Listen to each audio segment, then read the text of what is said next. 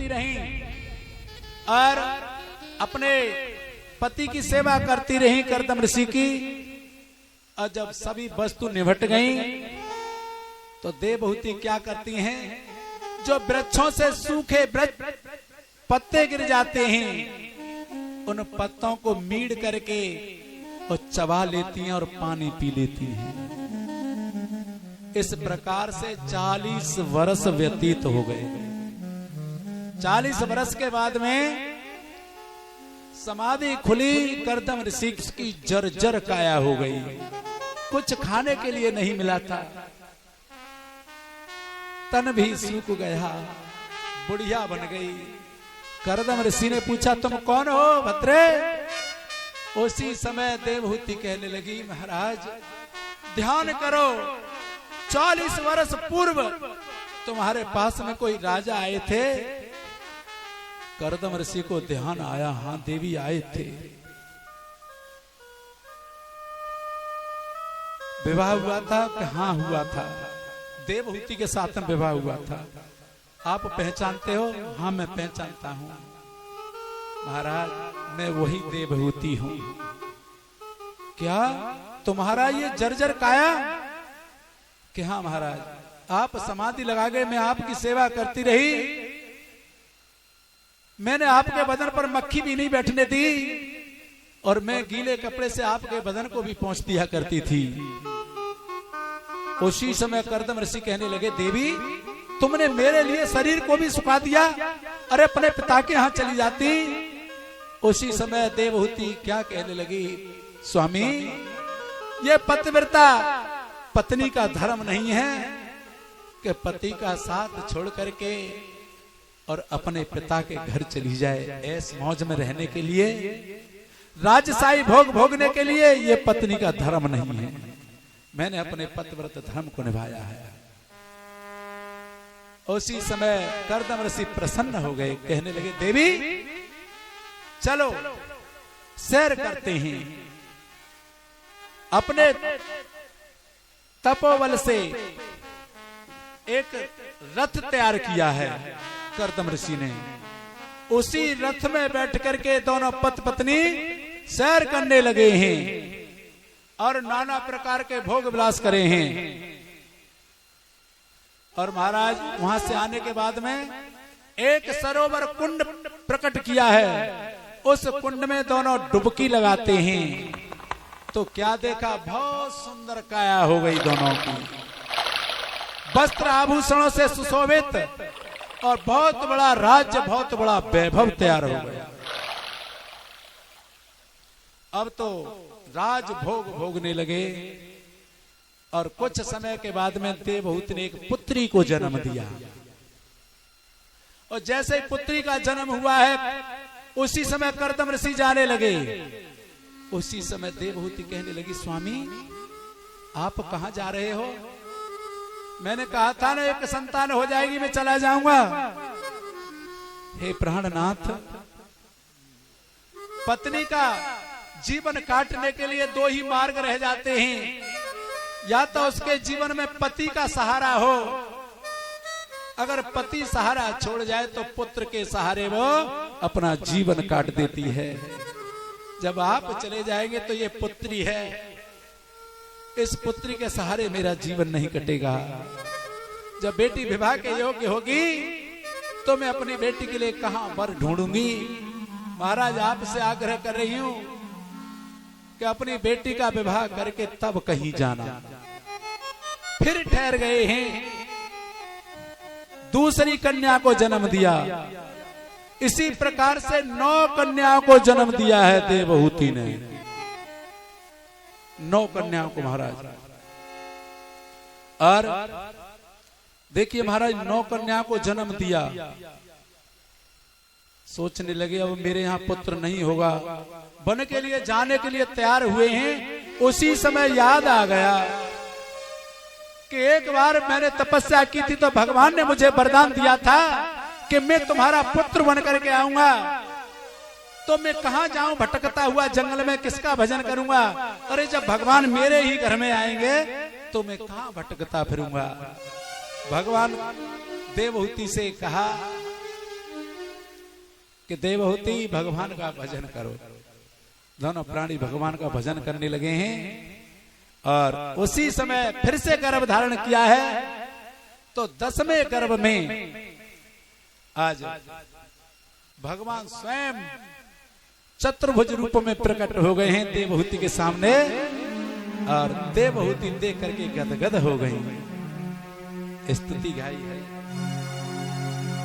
और प्रणाम किया है। भगवान ने कहा देवहूति और कर्दम ऋषि से मैंने वरदान दिया था पुत्र रूप में आने के लिए, अब मैं तुम्हारा पुत्र बन करके आ रहा हूं। देखते ही देखते भगवान ने बाल रूप धारण कर लिया है। देखिए भगवान का जन्म नहीं होता है, भगवान का तो अवतार होता है, ये ध्यान रखना। उसी समय भगवान छोटे रूप में प्रकट हो गए हैं। बोलिए कपिल भगवान की। कपिल रूप में प्रकट हो गए हैं और उसी समय ब्रह्मा जी को पता पड़ा कि प्रभु आज कर्दम ऋषि के यहाँ पर प्रकट हुए हैं दर्शन करने के लिए और अपने पुत्रों को साथ में लेकर के चले हैं। 10 पुत्र थे ब्रह्मा जी के, जो मानस पुत्र हैं वो 10 हैं। मरीच, अत्रि, अंगिरा, पुलस्त और पुलह, क्रतु, भृगु, वशिष्ठ और दक्ष और 10 में है नारद। तो नारद तो कहीं अपने चले गए थे विचरण करते हुए। अब 9 पुत्र थे, उन्हीं 9 पुत्रों को साथ में लेकर के ब्रह्मा जी दर्शन करने के लिए आए हैं। दर्शन करके अब ब्रह्मा जी जाने लगे। उसी समय कर्दम ऋषि ने कहा कि प्रभु आपके साथ में ये ऋषि कौन है? कि मेरे पुत्र हैं। तो प्रभु बड़ी अच्छी बात है, आपके 9 पुत्र और मेरी 9 पुत्रियां, तो क्यों न इनका संस्कार हो जाए। ब्रह्मा जी कहने लगे ये तो बड़ी खुशी की बात है। तो 9 पुत्रियों का विवाह 9 पुत्रों के साथ में कर दिया है। और देखिए यही नवदा भक्ति हैं। जो सबसे बड़ी पुत्री थी कला, उसका विवाह मरीच के साथ में हुआ। और जो अनसुईया नाम की पुत्री थी उसका विवाह अत्रि ऋषि के साथ में किया है। और जो श्रद्धा नाम की पुत्री थी उसका नाम अंगिरा ऋषि के साथ में किया गया है। और हबिरभु नाम की जो पुत्री थी उसका विवाह पुलस्त मुनि के साथ में किया गया है, जो रावण के बाबा होते हैं। जे हबिरभु रावण की दादी है महाराज। और जो गति नाम की हैं उनका नाम पुलह के साथ में विवाह हुआ। क्रिया का विवाह क्रतु के साथ में। और ख्याति का विवाह भृगु ऋषि के साथ में हुआ, जिन्होंने लक्ष्मी को अवतार दिया है। और अरुंधति का विवाह वशिष्ठ मुनि के साथ में हुआ है। और प्रसूति का विवाह जो प्रचेताओं के पुत्र हैं दक्ष, उनके साथ में हुआ है। इस प्रकार से 9 पुत्रियों का विवाह हुआ। बोलिए गोविंद भगवान की जय। और महाराज विवाह करने के बाद में कर्दम ऋषि तो अपने तपस्या के लिए चले गए। और 5 वर्ष के हुए हैं कपिल मुनि। एक दिन माता देवहूति ने चंदन लगाया है, चौकी सजाई, उस चौकी पे बिठाला। कर्दम ऋषि कहने लगे मैया ये क्या कर रही हो? उसी समय मैया कहने लगी हे प्रभु मुझे बहुत दिन पहले करना था, वो मैं इतने दिनों के बाद में कर रही हूं। आप साक्षात प्रभु के भगवान के अवतार हैं। और उसी समय कहा प्रभु मैं चाहती हूं क्या? पहला मेरा प्रश्न है कि बंधन मन का होता है या शरीर का? पहला प्रश्न किया है। बंधन मन का होता है या आत्मा का? उसी समय कपिल भगवान ने कहा मां आत्मा का कभी बंधन नहीं होता है। आत्मा तो शाश्वत है, अजन्मा है, निरवकार है, वो स्वयं प्रकाशमान है। आत्मा का कभी बंधन नहीं होता। बंधन तो मन का होता है।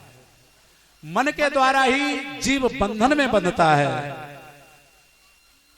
और तुलसी बाबा ने भी कहा है कि जिस समय हम शरीर छोड़ते हैं उस समय हमारा मन जहां भी ठहर जाता है उसी में हम जन्म ले लेते हैं।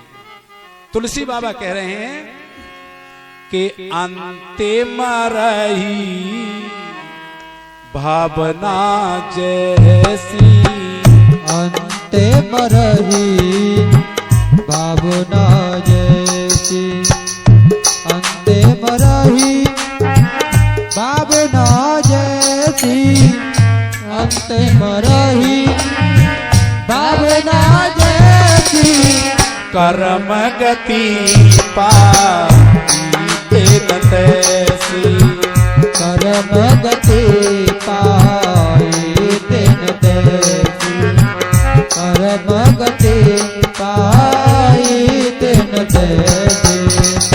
हे माँ, मन के द्वारा ही जन्म मरण होते हैं। मरते समय जिसकी ओर हमारा मन चले जाए उसी में हमारी गति होती है। मन के ही बंधन होते हैं माँ। आत्मा का न कभी बंधन होता है, कभी बंधन नहीं होता है। आत्मा तो स्वयं बंधन मुक्त है। तो पूछने लगी मैया कि प्रभु मैं ये पूछना चाहती, जीव जब माँ के गर्भ में होता है तो बड़ा आनंदमय जीवन बीतता होगा उसका। तो उसी समय कपिल मुनि भगवान कहते हैं माँ आनंद की बातें कर रही हो।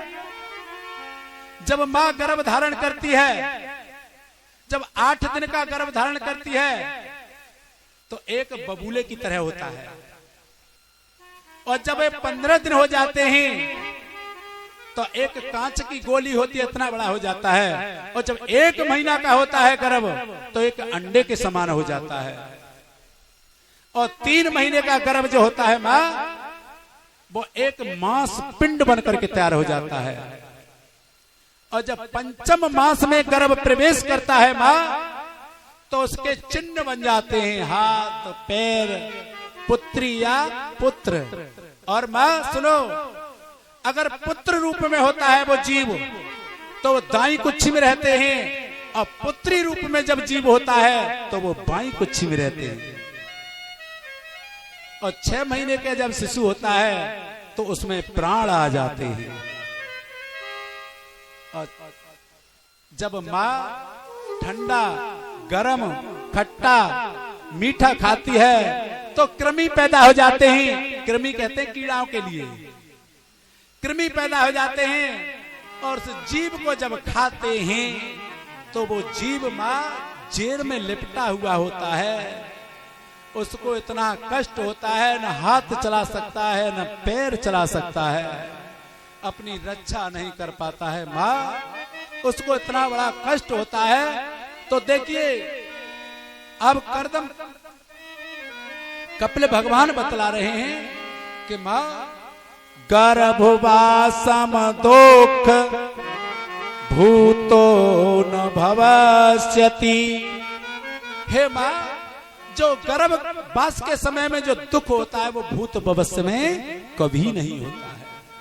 और सबसे बड़ा दुख तो माँ इस बात का है कि पुनरपि जन्मम पुनरपि मरणम पुनरपि जननी जठरे शयनम। हे माँ, पुनः पुनः जन्म लेना और पुनः पुनः मरना और बार बार माता की जठराग्नियों में जाना, सबसे बड़ा दुख संसार में बार बार जन्म लेना और बार बार मरना, ये सबसे बड़ा दुख है। उसी समय देवहूति मैया कहने लगी, तो भगवान मुझे तो ये बताओ जीव का कल्याण कैसे होगा। देखिए कथा तो प्रसंग तो बहुत बड़ा है। सांख्य योग बताया है, सांख्य योग का ज्ञान दिया है, अष्टांग योग का ज्ञान दिया है माँ के लिए। लेकिन समय बहुत हो गया, सत्संग सुनाते सुनाते मैं सूक्ष्म रूप में ही कथा कहूंगा। और मैया को बता दिया है कि माँ जीव के लिए एक ही उपाय है, क्या कि सबको त्याग करके, सबकी तरफ से अपने मन को हटा करके एक भगवान नाम का, भगवान के चरणों का आश्रय ले ले, उसी में जीव का कल्याण हो सकता है। बोलिए गोविंद भगवान की। इतने उपदेश देने के बाद में कपिल भगवान तो सागर के लिए चले गए हैं। देखा आप गंगा सागर जाते हैं तो वहां किसके दर्शन करते हैं? अपने भगवान के। तो यहां से देवहूति का वंश नहीं चला है। बोलिए गोविंद भगवान की।